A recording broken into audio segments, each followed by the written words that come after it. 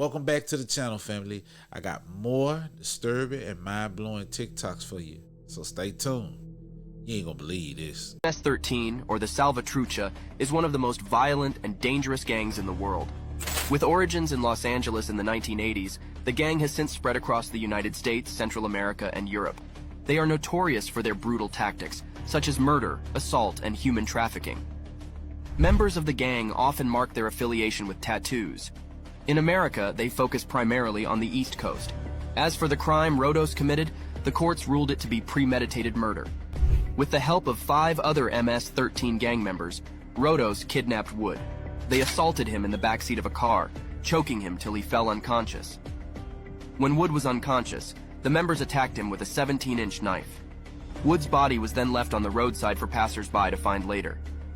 Following their trial, the jury found the perpetrators guilty. Rodos, in particular, was found guilty of murder, abduction, and gang participation. I remember hearing about the MS-13 gang years ago. Even when I was in school, they had an MS-13 gang. But wasn't nobody scared of them. I mean, you know, they was just like any other gang. You know, if you feared the gangs, yeah, you would be scared of them, but nobody feared them. I mean, they can only do as much as you could do to them, you know. They bleed just like you bleed, so that's how we looked at it. This woman was found brutally stabbed and her beloved long hair had been cut off by her killer. In May 1998, a landlord responded to a foul odor coming from one of his apartments. He found his tenant Lisa Valdez lying in her bedroom with her legs spread open. She was in an advanced state of decomposition because the heat had been set to 80. She'd been stabbed 21 times in her upper body and her shirt had been yanked up over her head. Her long, luscious dark hair normally went down to her waist, but at the scene it was cut to above her shoulders. Whoever did this cut her hair and posed her that way to humiliate her. Lisa had to have known her killer because this was a huge apartment complex and you had to be buzzed in. She was also known to be very safety conscious and wouldn't have let a stranger into her apartment. This was a very gruesome attack, and the attacker likely cut themselves with the knife because 2 band-aids were found in the toilet and 2 fingerprints were on the underside of the toilet seat. And investigators noticed that one drip pattern on her pillow had a different trajectory than the others. And then 13 years later, the DNA from that spot was matched to Anthony Hughes, her high school boyfriend. And his DNA was only connected because he'd recently been arrested for shoplifting. It seemed like he'd never gotten over his high school sweetheart and ended her life out of frustration. When being interrogated, Anthony Hughes asked for a pen and paper so he could write down his confession, but instead used the pen to start stabbing himself in the neck before he was tackled to the ground. He went to trial in December 2015 and was sentenced to 15 years to life. If you like this video, follow my account, and I'd like to wrap up by reading lyrics from a song that Lisa's loved ones wrote in her memory. Each time the sun shines, I see her smiling, and each time the rain falls, I hear her cry. And each time my heart beats, I feel her hold me, and that's how I know Lisa will never die. Trigger warning, this is an absolutely brutal case, but today we're talking about the deaths of Chip Northup and his wife Claudia Maupin. Chip was 87 and Claudia was 76, and the elderly couple lived a peaceful life in Davis, California. Sadly, the couple's peaceful life would come to an end in the most horrific way possible on April 13, 2013. The horrifically mutilated bodies of the couple were found in their beds, having been stabbed over 140 times. Damn. Chip had actually had his eyelids cut off, and Claudia had one of her eyes gouged out and then was given a Glasgow smile where the killer slit her mouth from ear to ear, all while they were still alive. But even after they died, the killer wasn't done. He proceeded to disembowel them, mutilate their bodies, and then insert objects into their abdomens, such as a glass and even a cell phone. Now, at first, police had no suspects in the case. That is until several months after it happened when they arrested 15-year-old Daniel Marsh. Daniel lived just a few houses down from the couple, and he stated on the night of the murders, he just walked his neighborhood in the early morning hours, going door to door, checking for any unlocked doors or windows for someone to kill. He finally found an unlocked window at the couple's home, and he stated that he unalived them just for the fact that he wanted to see what it was like. Daniel tried to plead insanity, but he was found guilty and sentenced to life in prison. Man, I'm trying to refrain from saying crazy, y'all, but it is. That shit is crazy, bro. Bro, and you know, I worry about my mom, man. You know, she be by herself, and I have to make sure her doors is locked before I leave. It's crazy, bro. Did you know that one of the most brutal crimes in North Carolina history is still unsolved to this day? Police say it was the worst crime a small town in North Carolina has ever experienced. So horrific that even today it continues to haunt residents in Windsor. Even worse, the killer's never been caught. Today we're going to be talking about the Below grocery store murders that happened in 1993 in North Carolina. On June 6, 1993, a man walked into Belo grocery store just before closing, and he was able to hide within the aisles until all the employees closed and locked the doors for the night. At about 6:15 p.m., the employees closed and locked the store, and this is the exact time that he came out from wherever he was hiding and showed them that he was armed. It was only 2 employees that were at the front of the store at this time, and at first it seemed like he just wanted to rob them because he ordered them to put cash and checks into a bag for him. Over the next few minutes, I believe he realized there were other employees inside the store, so after he got all of the cash in the bag, he ordered the 2 employees to head towards the back of the store and gather the rest of the 3 employees that were there. Once all of the employees were at the back of the store, he ordered one of the employees to gather a bunch of dog leashes and duct tape from the store and then bound and gag each one of the employees. One of the things that the employees really remember from this time is that he was holding them at gunpoint and telling them that he was a recently fired police officer and he had nothing to lose. So this was really scaring them, obviously, to do whatever he had asked. After all of the employees were tied up, he then stacked them into 3 piles of 2, so just 2 people stacked right on top of each other. Wow. And he then began to unload his weapon into the pile until it ran out of bullets. After this was done, he laid everyone down into just a row of 6 people because he wanted to see who was still alive. He then left and went through the store to grab a butcher knife. He returned and began attacking Jasper Hardy, who was uninjured from the gunfire. He was hitting Jasper with such force that the knife broke off into his back. There was only one person that was completely uninjured from this attack, and that was Thomas Hardy. Thomas claims that after Jasper was attacked with a knife, the attacker walked up to him and said, "I'm gonna let you live, big man." To which he just left the store. After the attacker left, 40-year-old Sylvester Welch, who was shot in the back, was able to crawl to the front of the store, get a phone, and call the police. The police arrived to an absolutely gruesome scene, and a lot of police officers actually quit after this. Attention, brought to your rescue, checking for traffic. We have 1033 traffic at Belo's and Windsor. Subject has been shot. Damn, that's rough, bro. I mean, a retired police officer, fired, or he lost his job, or whatever happened. You decided to go and make somebody else's life a living hell because yours ended up being a living hell because of something you did or didn't do. And even if you didn't do it, there were protocols and things or measures you could have taken to probably get your job back. But you just made matters even worse because you feel like you had nothing to lose. That'll never make sense to me. I brutally stabbed and killed my entire family except for one lucky child. I am Isabel Martinez. My case, also known as the Loganville family stabbing, unfolded on July 6, 2017, in Loganville, Georgia, USA. Here is a summary of what happened. On that day, authorities received a distress call from a neighbor reporting a stabbing incident at a residence. When the police arrived at the scene, they discovered a horrific crime scene inside my home. I was a 33-year-old mother, and I attacked my family members with a knife. My victims were my husband, 33-year-old Martin Romero, and 4 of my children, Isabella Martinez, 10, Dakota Romero, 7, Dylan Romero, 4, and Axel Romero, 2. All of them had suffered fatal stab wounds. One child, a 9-year-old girl named Diana Romero, survived the attack and managed to flee the house. She was found by authorities with serious injuries, but was able to recover from her wounds. Following the incident, I was taken into custody by the police. I was charged with multiple counts of murder, aggravated assault, and cruelty to children. During the investigation, authorities found no clear motive for the brutal attack. I made several confusing and conflicting statements, which made it challenging to determine the exact circumstances surrounding the crime. Reports suggested that I may have been experiencing mental health issues. In subsequent court proceedings. Okay, yeah, that's excruciating. I'm not even gonna watch that. First of all, the whole story is just heinous as hell. Second of all, these people using AI to try to do these stories and crime stories instead of just explaining it and narrating it themselves. And this lady is literally smiling, weird looking as hell, with her thumb up, explaining what she did. Bro, just, I don't know.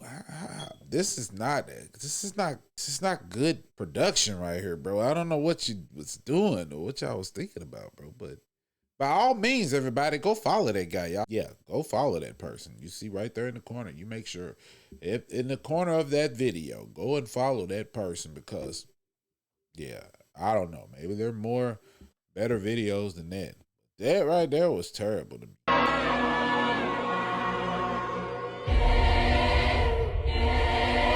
I've always been curious about the motive someone has for committing a crime, but this one had me shook. Hi, my name is Ethan, and here's everything you need to know in under 1 minute. On August 10th of 2020, Dr. Reynolds was attacked and unalived with a knife at his Red Deer walk-in clinic. The suspect, Deng Mebior, had told police that he had been chemically castrated when he was a child, and he wanted to unalive a local doctor to get revenge. I'm going to zip my lips with my opinion. Deng was arrested and charged with murder. However, what's interesting is he claimed the government was out to unalive him. He passed away from colon cancer on November 1st of 2022, which was right before his trial on the 22nd of that month. And even though cancer is deadly, a lot of people believed that the government tried to kill him, but I doubt it. Government tried to kill him, and he went to avenge himself because he was castrated as a kid by some doctor. So the doctor was the one that castrated him? I'm really trying to get an understanding. Y'all get in the comments and let me know what y'all think. This movie was extremely hard to watch, but what made it worse was that it was actually based on a true story. The movie's called Girl in the Closet, and after a young girl named Cameron has to move in with her aunt Mia because her mom can no longer take care of her after suffering an aneurysm, she spends the following 10 years along with others that they've captured trapped in her aunt's home, where they were tortured and forced into prostitution. And the movie was actually based on the case of Beatrice Weston and 4 disabled adults who were found trapped in 2011 in the home of Linda Weston, along with Jean McIntosh and 2 other male adults that helped Linda. And just like the movie, at the age of 10, Beatrice moved in with her aunt because her mother could no longer take care of her. But Linda had actually served time in the 80s for locking a man up in the closet for 2 months and starving him to death. And what makes the situation even more tragic is that this crucial detail was overlooked, and a former social worker and an attorney vouched for Beatrice to be moved in with her aunt. Even with numerous complaints of a child being held captive, Beatrice spent the following 10 years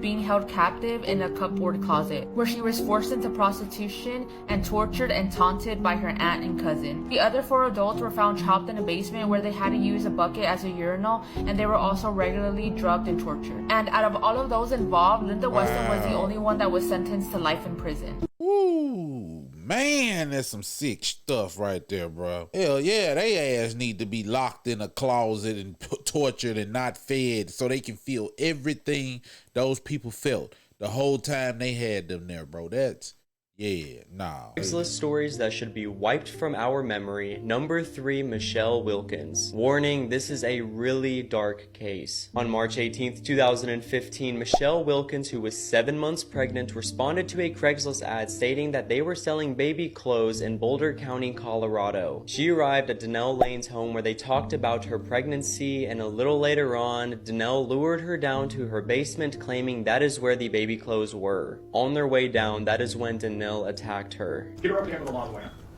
which broke in its thick glass. She took a piece of the lava lamp, Michelle in the neck with it, and as it was flirting from Michelle's neck, she choked her, pushed her down on the bed, held a pillow over her until she was unconscious, cut Aurora, the baby, out. Aurora by then was, and carried Aurora upstairs and laid her dead in the bathtub. To everyone's shock, Michelle did survive this brutal attack, however, her baby did not. Donnell, with tears filling her eyes, was sentenced to 100 years in prison, and honestly, that is exactly what she deserves. Man, bro, there's fucked up people out there, bro. This boy suffered a botched circumcision and was raised as a girl for 13 years. In 1965, David Reimer was born a boy along with his brother in Winnipeg, Canada. But at 8 months, he suffered a botched circumcision, and unfortunately, his genitals were accidentally burnt off. While his twin brother was fine, David's damage could not be fixed. So David's parents consulted with Dr. John Money, and he suggested that David undergo sex reassignment surgery and be given hormones and instead be raised as a girl. His parents took the advice and changed David's birth name from Bruce to Brenda. Dr. Money believed that David could be easily raised as a girl despite being born as a biological male. The doctor even told David's parents to never tell him or his twin brother what happened to him as a baby. As the twins got older, Dr. Money continued to see them for annual checkups, but it's been said that during these appointments, he would make them rehearse sexual acts as he photographed them. Throughout David's childhood, he rejected anything feminine and consistently showed masculine traits. By the time he reached 13 years old, he was suicidal and his mom realized that he wasn't happy being a girl. Soon after, David's father finally told him the truth and immediately he changed his name from Brenda to David. David then began taking testosterone and going through various operations to rebuild his genitals. But he continued to suffer from psychological trauma throughout his life due to Dr. Money's experiment, and not long after, his twin brother passed away. And sadly, at the age of 38, David committed suicide. A lot of people blame Dr. Money for David's death, but his defense is that it was the right thing to do at the time. Bro, I literally got chills, bro, listening to that story, bro. Like, just imagine. And y'all know, for y'all that been watching me, y'all know I'm always talking about how traumatic things are for children. Just imagine the trauma he had to deal with. This man literally fought to become his natural self, bro, once he found out he was literally born a boy and tried to rebuild his genitals. Man, you know that was a super unsuccessful surgery, bro. The nerve endings and the nerves and stuff that's down there, you can't rebuild that. So stuff like this make me hate people. Stuff like this makes me hate people. And this is why circumcision is unnatural. It's cosmetic. It's not natural. It's cosmetic. It's all done for looks. There's nothing safe about it, bro. That's not my opinion. That is the truth. This ain't got nothing to do with people who are circumcised or who haven't been circumcised. I'm just saying that it is not natural, bro, because mistakes like this happen more than you know. A lot of things that I've forgotten that I can't remember. For instance, I can go back to my childhood and stuff and I still remember that, but yet I can go into the 70s and there are a lot of things I can't remember. The same thing with the victims. I've looked at all of, I don't know if you notice here, we got pictures of every one of the victims here. And believe it or not, for the last 12 years, I've studied these photos of these victims. And there is no, we have a shot of all of the victims together here. And when you look over at the photos, I have no recollection of any of them. Never met them. And we've gone over this more than once. They're just names and faces. And when you look at them, the thing of it is, we took it a step further. We went into their backgrounds. I wanted to know where they were at, what schools they attended, who they hung out with, and what kind of activities they were into. And that's what we dug up on each one of the victims. But still, there is no association. None of them never worked for me. None of them, they never went to any places that I ever hung around, because I didn't hang around that many places unless you're involved in politics or if you were involved in clowning, then I might have ran into you. Bro, to hear him say he don't remember them and talk intellectual and just act as if he's some sort of private investigator or lawyer or something is really flabbergasting. Because goddamn, this is what a killer looks like and sound like. Tracy Wilkinson and her family had a passion for helping people in need, but they were unaware the person they decided to open their hearts and home to would destroy their lives forever. This is your warning now. This heartbreaking case is hard to hear, so scroll now if you need to. The Wilkinson family were a happy, normal family living in Stourbridge in the West Midlands. The family consisted of Mother Tracy, Father Peter, 13-year-old son Pierce, and his older sister Lydia, who happened to be at university studying at this time. Tracy was so passionate about helping those in need, often bringing hot food to the homeless and giving to those down on their luck. Tracy truly had a heart of pure gold. This lady is narrating right into the microphone. She's like, this is what we're going to do today, and today we're going to do it tomorrow. Wow. Which is exactly why when she saw a young man clearly homeless sleeping in a cardboard box on the streets on her way to the supermarket one day, she offered him a helping hand and brought him back to the family home for something to eat. The young homeless man was named Aaron Barley, a young man in his early 20s with a very unfortunate upbringing. Orphaned at the age of 6 years old, he'd grown up in care homes and had always found himself in trouble growing up. He had a criminal record and he'd developed an issue with alcohol and substance abuse. He was clearly in need that day, which is why the Wilkinson family offered him more than just a hot meal that day. They offered him somewhere to stay, opening their own home to this man. Tracy helped him then get accommodation through the council, and Peter even got him a permanent job at the firm that he ran. Then, going forward, they often invited Aaron round to the house, giving him odd jobs to complete in return for hot food and cash. This kind-hearted family gave this young man all the tools that he needed to change his life, and he genuinely seemed so appreciative, even referring to Tracy as the mum he never had. But everything changed leading up to March of 2017. Aaron was fired from his job that Peter had given him for not showing up too many times and being concerningly aggressive to managers too. He wound up back on the streets and was drinking and using again. Now, despite all of this, they still supported Aaron in any way they could, again offering him food or whatever they could in exchange for help around the home.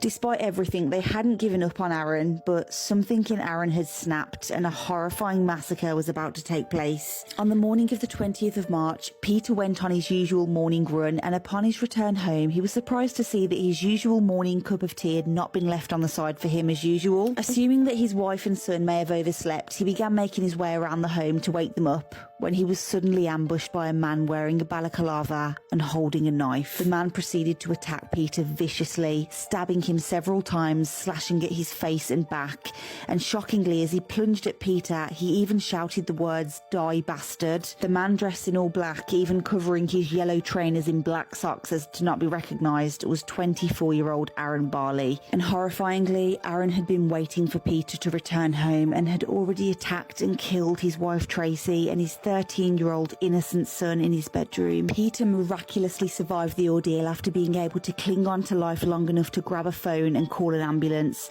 and after spending time in intensive care, he was eventually told the devastating news: his beloved wife and innocent young son had been brutally attacked in the same way as him by Aaron Barley, and they were both deceased. His daughter Lydia then came back from university to be by her father's side at this awful, unimaginable time. She had lost everything but her father. After the unprovoked attack, Aaron Barley had jumped into the family car and a high-speed pursuit took place. According to the footage, it looks like Aaron clipped some kind of wall. There was then a crash and he was finally detained. Aaron's attack was planned and truly evil. He had no motive, and still to this day, the reason that he did this remains completely unexplained. The only people that had ever given this man a chance in life, the only people that genuinely cared for him and opened their hearts, had paid with their life. Barley received life in prison with a minimum term of 34 years and showed no remorse whatsoever.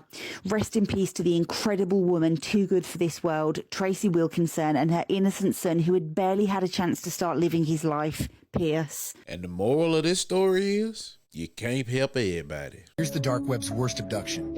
It seems this man was walking in the forest when he heard a noise. And as he approached, here's what he found. Calm down. Stop moving. Hey, shut up. Shut up. Calm down. Calm down. What are you doing back here? Is he your friend? Do you know him? You know him. He's your friend. What's going on? Yo, speak. Speak, dude. What's going on? You gotta tell me what's going on. Oh. Oh. You need to help me, come on. You gotta quiet down if you don't know him. He's right there. You need to help me out. Come on, please, man. Please, get me out of here. You gotta hurry. Why? Come back, bro. He's gonna end me. He's gonna end you. What's with the camera? Are you recording? Yes. My camera's dead now. I'll show exactly what just happened to me. Come on, dude, hurry up. Alright, I'm gonna get you out. Wait, he left an axe in the front. I can get you out with the axe. He left an axe in the front. I can get you out with the axe. Do these dudes even know who kidnapped them? How do we know that the dude with the camera ain't the killer? And he said, speak. Speak, bro. Dude, I literally have tape on my mouth. I don't know. This seems a little staged to me. I may be wrong. Y'all get in the comments and y'all let me know. I don't know. For the record, you are guilty of killing many women and girls. Yes. Yes, that's true. Ted, how did it happen? Take me back. What are the antecedents of the behavior that we've seen?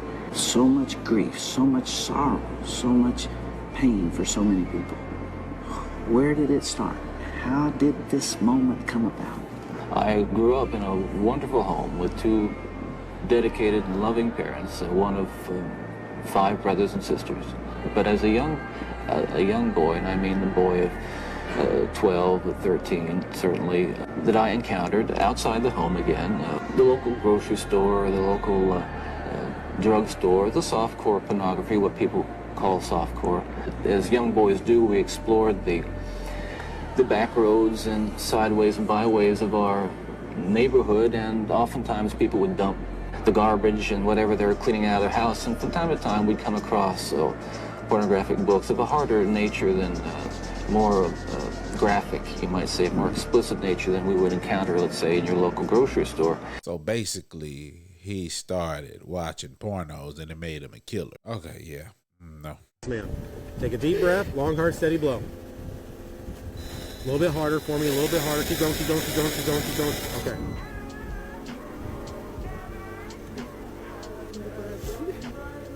You're a Bradley student? I graduate in 4 weeks. You're a .264, okay? All right. Damn. Okay, go ahead and turn around for me and place your hands behind your back. You are under arrest for DUI. Okay? .264. Sheesh.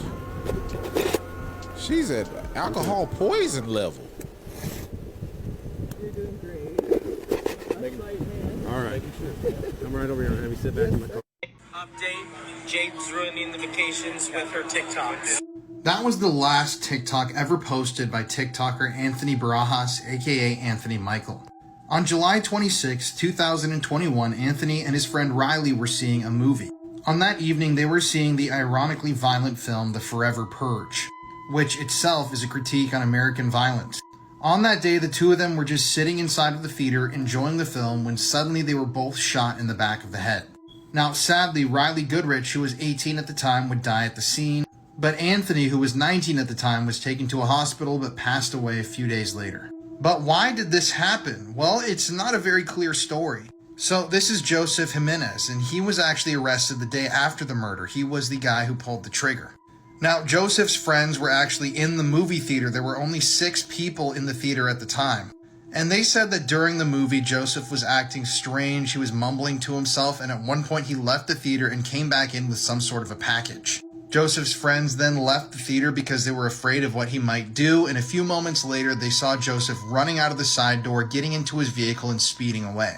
So it turns out that Joseph had just randomly decided to murder Riley and Anthony. There was no motivation, he didn't know these two, he just decided he had to kill somebody. And strangely, their bodies weren't discovered until after the movie was over, because there was only 6 people in the theater, including Joseph, his 3 friends, and these two. So according to Joseph, he was hearing voices that were saying his friends and family were going to be killed if he didn't take a life. He also stated that he wished he didn't do it, but unfortunately, you can't take back an action like that. It's just chilling that even just sitting in a movie theater, an act of violence like this can strike you. And obviously, rest in peace to Riley and Anthony. This is such a tragic story. Man said he heard a voice say that his family would be killed if he didn't take a life, and he instantly acted on it. But his friends ran out when they should have been trying to keep him from acting that way when they heard him mumbling. I don't know, man. I don't even know what I would have did in that situation, bro. But that's crazy. Rest in peace to them 2 people, bro. This is Mr. Swirl, one of the worst pedophiles in world history. And let me tell you, this story is really disturbing, so viewer discretion is advised. So this is Mr. Swirlface himself, Christopher Paul Neal. He was born in Canada in 1975. So Christopher had a pretty unremarkable childhood, but it should be stated here that he wanted to become a Catholic priest. But after the seminary denied him because he wasn't properly qualified, he decided to become a teacher instead. So Christopher eventually moved out of Canada. He moved to South Korea. That's where he was employed as a teacher. And suddenly, all of these images of CP started circulating around the internet. Christopher appeared in over 200 images of CP that he produced himself. And in every photo that he produced, he always put this swirly effect over his face, thinking that it would obscure his identity. Well, eventually German computer experts were able to unswirl the image. They produced this image to the left, and a number of people who knew Christopher contacted Interpol and told them, this is that guy. So once he was identified, Christopher fled to Thailand. That's where he decided he would make his great getaway. And while he was living in Thailand, he employed the services of a young boy who would go out to local internet cafes and bring Christopher other young boys that he would abuse and take photos of. But and he was still doing it. And obviously didn't work out for Christopher. In the year 2007, towards the end of the year, he was finally arrested by the Thai police. There's nothing that brings me more joy than seeing all these officers around this guy. And one thing that should be noted about Christopher is his unrepentant nature when he's photographed. You'll see what I mean. Pictures like these were taken by the press when he was finally arrested and brought to justice. So in Thailand, Christopher was sentenced to 39 months in prison and he was handed a $1,700 plus fine. But he later admitted to the crime, he was eventually released, and then he returned to Canada. Upon his return to Canada, he was immediately arrested at the Vancouver International Airport. Now, while Christopher was in Canada, CP was found on his phone and laptop. He was sentenced to a number of years in prison. But in March of 2017, Christopher was released from prison, and he now lives in Vancouver somewhere, according to the internet. What? That's right. Mr. Swirlyface is currently out on the streets. I didn't know this. I think this is an absolute injustice to all the victims of this guy. Hold on, wait a minute. But in March of 2017, Christopher was released from prison, and he now lives in Vancouver somewhere, according to the internet. That's right. Mr. Swirlyface is currently out on the streets. I didn't know this. I think this is an absolute injustice to all the victims of this guy. This is absolutely a horrific story, and I cannot believe he's not serving more time for appearing in over 200 images of CP. It's crazy.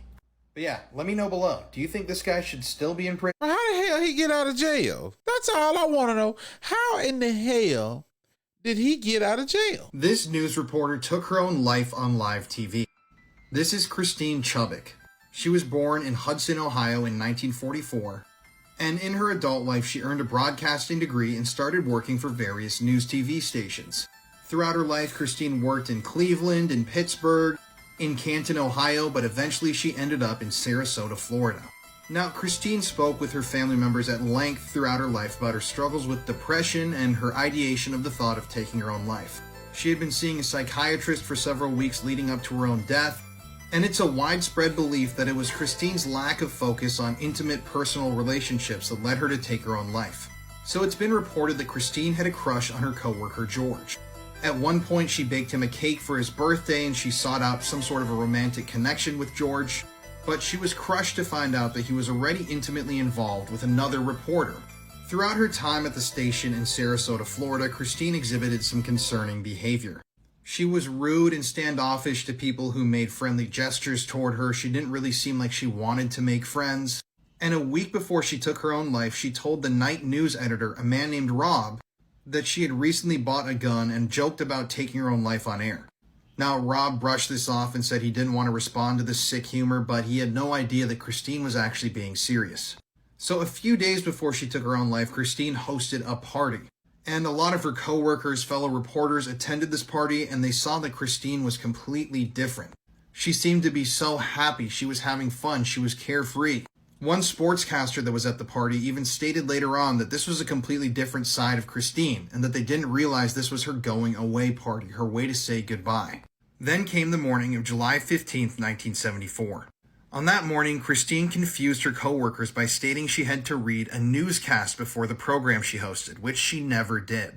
So she spent 8 minutes reading off local news stories, headlines, and even covered a story about a shooting that had happened in Sarasota. But when it came time to play the newsreel about the shooting that had already been filmed, Christine broke the script. So I'm going to read this quote to you. She looked at the camera and said, "In keeping with the WXLT practice of presenting the most immediate and complete records of local blood and guts news, TV40 presents what is believed to be a television first, in living color, an exclusive coverage of an attempted unaliving." Christine then pulled out a revolver and shot herself behind her right ear. She fell forward violently, and the director of the television program then faded the screen to black. Wow. The station then ran a standard public service announcement and began playing a movie. Eerily, when the news director then found the papers that Christine had been reading from, he discovered that the entire thing had been scripted and written out by Christine. This included the stories she was going to cover, the act of actually taking her own life, and it even included a third-person perspective of what the next person taking over on the broadcast should read to the audience. Christine was then taken to a local hospital where she was pronounced dead 14 hours later. So, for years, the television station that aired this footage claimed that the actual footage, the tape of Christine doing this, was lost forever. And people considered this to be a piece of lost media, meaning a piece of footage that existed at one point but doesn't exist anymore. But back in 2016, the station said that they had actually located the video. But obviously, they're never going to release it, and I don't think they should. Either way, Christine was remembered with fondness by everybody around her. She had a big funeral. Lots of people, public officials came forward and attended the funeral and said that she was just an amazing person. And obviously, this is such a tragic story. And it was indeed the very first time that somebody had taken their own life on live TV. Wow. You never know what somebody might be going through, bro. I really honestly feel like suicide is a selfish act. I won't go into why I feel like that, but I really believe that. I really feel like it's a selfish act. Man, the mind is a terrible thing to waste. Whatever she was doing that put her in the state to want to take her own life, who knows? Other people who tried unaliving themselves probably went through the same thing. But hey, if you like what you saw, make sure you like, comment, subscribe. If you haven't already, go to the Discord. Join, it's free. Send videos there you want to see me react to.